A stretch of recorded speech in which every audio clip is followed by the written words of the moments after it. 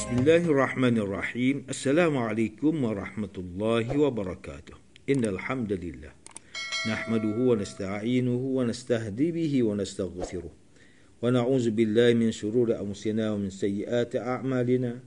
Man yahdihillahu fala mudilla lahu wa man yudlil fala hadiya lahu. Asyhadu an la ilaha illallah wahdahu la syarika lahu wa asyhadu anna Muhammadan 'abduhu wa rasuluh. Allahumma salli wa sallim ala sayyidina Muhammad wa ala alihi wa ashabihi wa tabi'in wa tabi'ut tabi'in wa man tabi'ahum bi ihsanin ila yaumiddin. A'udzu billahi minasyaitonir rajim. Ya ayyuhalladzina amanu taqullaha haqqa tuqatih wa la tamutunna illa wa antum muslimun. Amma ba'd.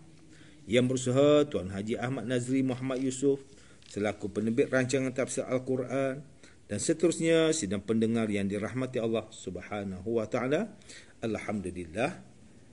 Pertamanya marilah kita bersama-sama merafakkan setinggi kesyukuran kehadrat Allah Subhanahu wa taala di atas segala nikmat kurniaan dan rezekinya yang tidak ternilai.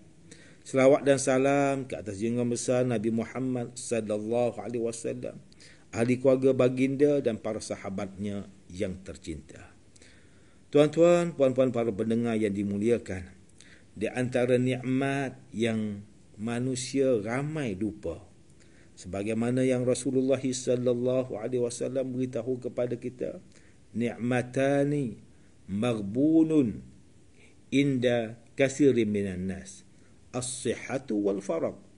Dua nikmat yang ramai manusia lupa, iaitu nikmat kesihatan dan nikmat masa lapang. Bila mana kita sakit, barulah kita tahu, hebatnya nikmat kesihatan. Bila mana kita terdesak, barulah kita tahu nilai, ya Allah, kan, banyaknya ruginya aku, masa lapang aku sia-siakan. Maka dengan kedua-dua nikmat ini, nikmat kesihatan dan nikmat masa lapang, kita kena gunakan semaksimumnya untuk kita memahami setiap ayat Al-Quran yang kita baca. Marilah kita berubah daripada kita baca Al-Quran tanpa kita memahami, kita baca Al-Quran dengan kita memahami setiap ayat yang kita baca. Apatah lagi kita dapat mendengar tafsir Al-Quran yang dapat memberi lebih kefahaman daripada kita baca setiap ayat patah Al-Quran dengan makna. Dengan kita memahami tafsiran, maka ini lebih memahami setiap ayat yang kita baca. Tuan-tuan, puan-puan para pendengar yang dimuliakan, pada hari ini kita akan menyambung kembali rancangan tafsir Al-Quran bagi siri ke-53 bersama saya, Profesor Dr. Muhammad Najib bin Abdul Qadir, Pusat Kajian Al-Quran dan As-Sunnah, Fakulti Pengajian Islam. InsyaAllah pada kali ini kita akan membincangkan mengenai pentafsiran ayat ke-77 surah Yusuf. A'udzu billahi minasyaitonir rajim. Bismillahirrahmanirrahim.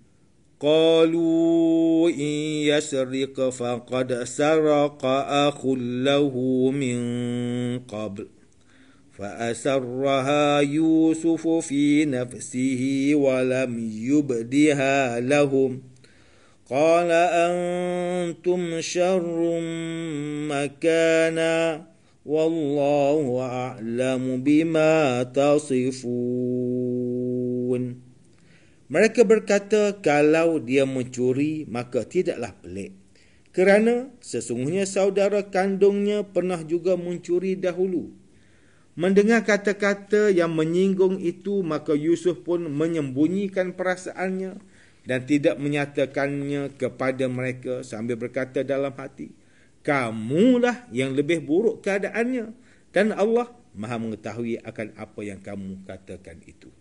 Sidang pendengar yang dirahmati Allah, Profesor Dr. Muhammad Quraish Shihab melalui kitabnya Tafsir Al-Misbah menyatakan bahawa saudara Nabi Yusuf AS telah mencuri, namun dinafikan oleh saudara-saudara tiri baginda yang lain hatta telah ditemui karung milik saudara baginda iaitu Bunyamin di tempat minuman raja. Demi menutup malu, saudara-saudara baginda mengatakan bahawa walaupun kami ragu akan perkataan tersebut, namun jika Bunyamin memang benar-benar mencuri, maka sesungguhnya keburukan sifat ini menurun daripada ibunya, kerana dahulu saudara kandungnya juga pernah mencuri sebelum kejadian ini. Saudara-saudara tersebut maksudkan Nabi Yusuf AS. Setelah mendengar kata-kata mereka, Nabi Yusuf AS merasa janggal.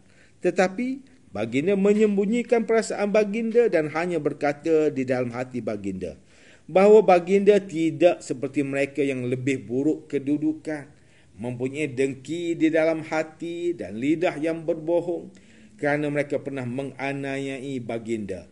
Sedangkan Allah Subhanahu Wa Taala Maha mengetahui hakikat dan motif mereka yang sebenar di sebalik penerangan mereka itu. Profesor Dr. Muhammad Quraish Shihab turut mentafsirkan ayat ke-77 surah Yusuf ini dengan menerangkan perkataan tasifun, yang mana sering digunakan perkataan ini di dalam Al-Quran bagi menunjukkan ucapan-ucapan yang di tengahnya terdapat bukti kebohongan.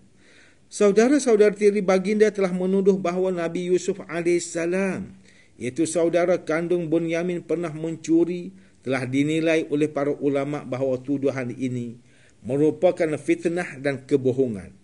Terdapat ulama lain yang menyatakan bahawa saudara-saudara baginda maksudkan kejadian mencuri itu adalah ketika Nabi Yusuf AS kecil, baginda mencuri berhala milik datuk dan ibu baginda.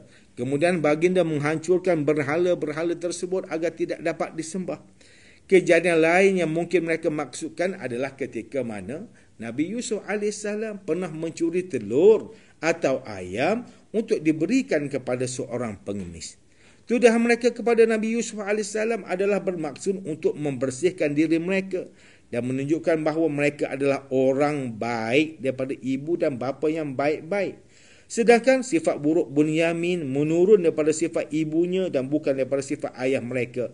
Kerana bagi mereka, saudara kandung Bunyamin juga iaitu Nabi Yusuf AS juga pernah mencuri. Pada sisi lain, tuduhan yang mereka lakukan tersebut menunjukkan bahawa masih terdapat sisa-sisa kedengkian mereka terhadap Nabi Yusuf AS yang masih berbekas di dalam hati mereka. Sidang pendengar yang dimuliakan, Profesor Dr. Tengku Muhammad Hasbi As-Siddiqi menerusi kitabnya Tafsir An-Nur mentafsirkan ayat ke-77 surah Yusuf ini dengan menyatakan bahawa ayat ini menjelaskan mengenai saudara-saudara tiri Nabi Yusuf AS yang mengatakan bahawa mereka tidak hairan jika saudara kandung Nabi Yusuf AS Bunyamin yang mencuri. Hal ini kerana mereka mengatakan bahawa Nabi Yusuf AS juga pernah mencuri dan tabiat ini dikatakan turun daripada ibu Nabi Yusuf AS dan Bunyamin iaitu ibu tiri mereka. Maka tabiat itu bukanlah turun daripada ayah mereka iaitu Nabi Yaqub AS. Pernyataan mereka ini jelas menunjukkan bahawa mereka masih menaruh perasaan dengki kepada Nabi Yusuf AS kerana ayah mereka lebih menyayangi Nabi Yusuf AS dan juga mereka tidak seibu. Pengarang menukilkan pandangan satu riwayat yang dianggap paling sahih mengenai perkara yang dicuri Nabi Yusuf AS bahawa Nabi Muhammad sallallahu alaihi wasallam pernah bersabda, Nabi Yusuf AS pernah mengambil sebuah patung kecil kepunyaan nenek baginda dari sebelah ibu yang diperbuat daripada emas dan perak. Lalu baginda memecahkan patung tersebut dan baginda lemparkan di jalan. Peristiwa itulah yang dimaksudkan oleh saudara-saudara tiri baginda dan tidak disenangi oleh mereka. Hakikatnya, peristiwa Nabi Yusuf AS yang mengambil berhala kecil itu, lalu dipecahkan dan dibuang berhala tersebut, sama sekali tidak boleh digolongkan sebagai satu pencurian. Akan tetapi, disebabkan perasaan benci mereka terhadap Nabi Yusuf AS yang berlebihan, menyebabkan mereka mengungkit peristiwa tersebut. Pengarang turut menyatakan bahawa tiada riwayat lain yang boleh membenarkan mengenai hal ini. Segala tuduhan dan pernyataan yang dikatakan oleh saudara-saudara tiri Nabi Yusuf AS hanya dipendam di dalam hati baginda dengan tidak membalas sebarang bantahan dan juga tidak mengambil sebarang tindakan di atas perbuatan mereka, sama ada berupa ucapan atau perbuatan. Malah Nabi Yusuf AS turut memaafkan perbuatan mereka tersebut. Walaupun begitu, Nabi Yusuf AS hanya berbisik kepada diri baginda sahaja ketika mendengar pernyataan saudara-saudara tiri baginda bahawa martabat mereka sebenarnya lebih rendah daripada apa yang mereka tuduh ke atas diri baginda.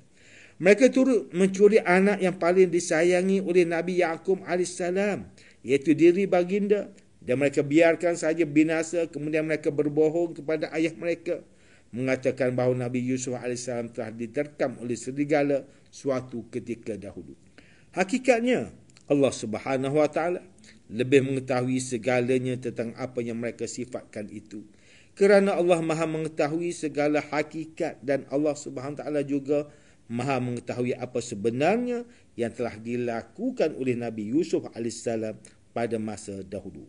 Menurut Hamka, apabila baginda dituduh mencuri, baginda hanya tenang sahaja mendengar tuduhan saudara-saudara baginda terhadap baginda supaya baginda dapat menyiasat segala perancangan dan helah mereka.